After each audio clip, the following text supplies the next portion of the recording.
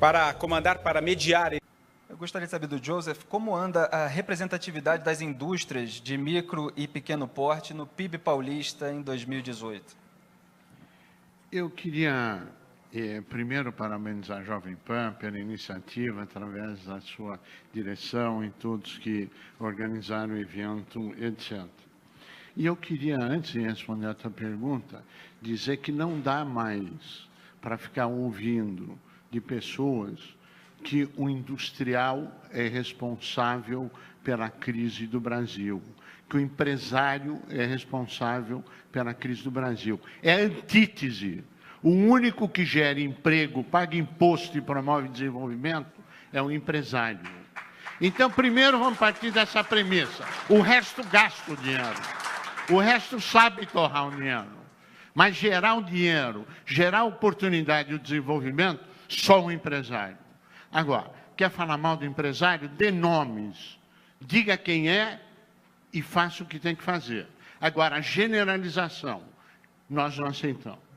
Quando nós falamos... Eu estou quase igual o Eduardo Jorge aqui naquele debate de 2014, eu não tenho nada com isso, não fui eu que falei, ele está olhando para mim só porque eu sou moderador que ele está olhando para mim. Que fique bem claro. Nós estamos no mundo onde o diálogo e o dia e a semana realmente trazem à tona os assuntos com a intensidade necessária. Claro. Bom, aí você perguntou da representatividade de 2018. Eu vou te dar alguns números, só para uma reflexão. Nós temos uma pesquisa que é feita pela Datafolha, desde 2013 era uma pesquisa mensal, onde 42% de toda a micro e pequena indústria está no estado de São Paulo.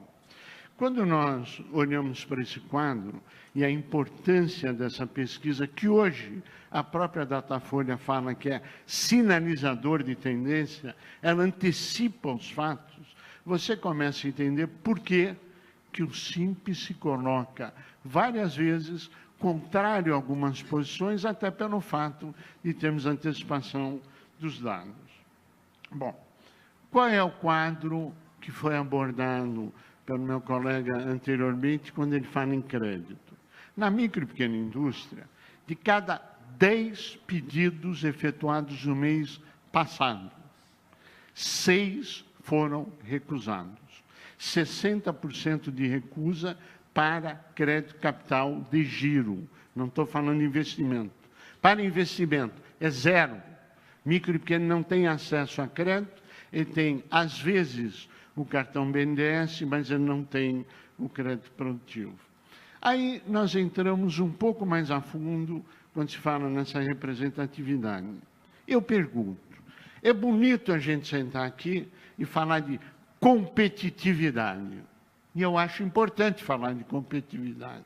Aí eu pergunto, 98% das empresas no Brasil, colocadas pelo nosso querido Afif, que abriu um seminário, 98% pagam energia elétrica o dobro do que as grandes empresas. O custo médio da energia elétrica na micro e pequena indústria é de 15%.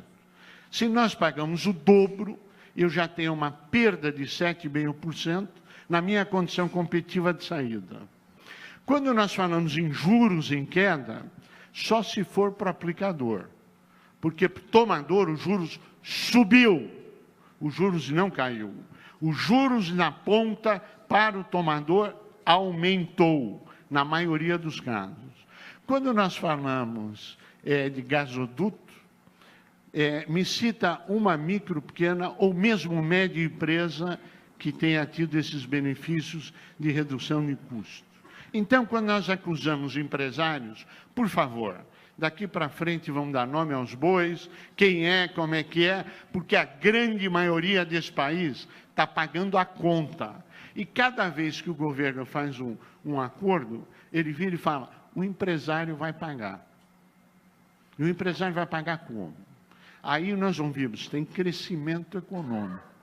E realmente nós temos alguns nichos, algumas ilhas de excelência que estão crescendo. Mas a pergunta é, este crescimento é suficiente para aquecer a economia? E a resposta é não. E mais, nós estamos esquecendo que nós estamos partindo de uma base absolutamente deteriorada. O PIB brasileiro caiu mais de 10%.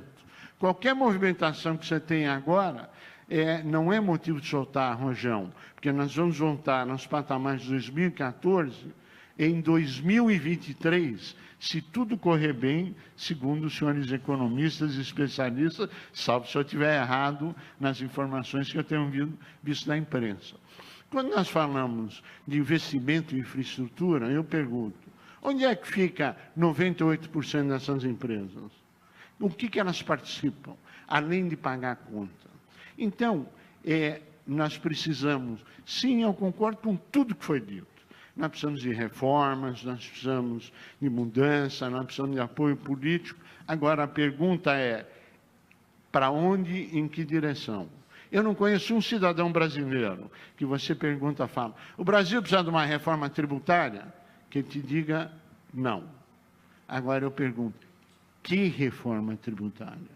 Qual reforma tributária? Na visão do governo, é reforma tributária para aumentar a carga tributária. Na visão do empresário, é para ser competitivo. E só para a gente finalizar esse pedaço da abertura. Os grandes países envolvidos, Estados Unidos, por exemplo, acaba de fazer uma reforma tributária. O que ele fez? Reduziu a carga tributária para levar empresas, incentivos para os Estados Unidos. E no Brasil, você monta uma empresa no Paraguai e você coloca o seu produto aqui com 1% de imposto. 1%. Como é que o brasileiro concorre? Então, finalizando, uma coisa é a empresa do portão para dentro e outra do portão para fora. Só para reflexão. Muito obrigado. Certo, obrigado. Queria só fazer um registro que na minha sala da escola tinha um Ricardo Barbieri, e ao falar do Roberto aqui eu falei Ricardo por puro automatismo, Roberto Barbieri. Então, gostaria de fazer a pergunta que